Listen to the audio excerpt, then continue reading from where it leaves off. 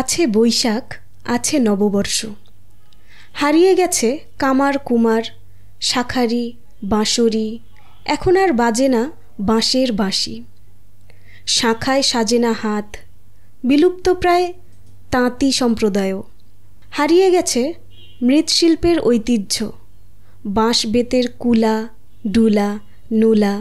বিলুপ্ত প্রায় মাটির তৈজসপত্র, বাহারি রঙের মাটির পুতুল, কারুখচিত কলসি, হাঁড়ি, ঘোড়া, হাতি, গরু এসব আর চোখে পড়ে না।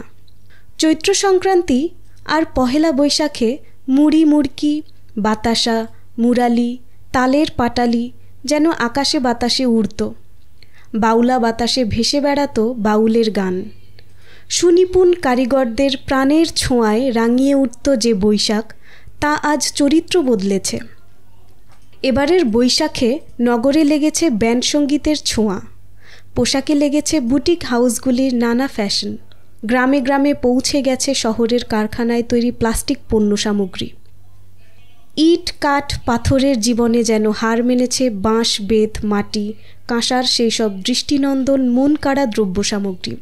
আমাদের দেশের কুমারদের তৈরি কয়েকটি মৃৎশিল্পের নাম হল মাটির কলস, হাঁড়ি, সরা, মটকা, বাসনকোসন, পেয়ালা, সুরাই, ডালা, পিঠে তৈরির ছাঁচ, পুতুল ও নানা রকম পশু।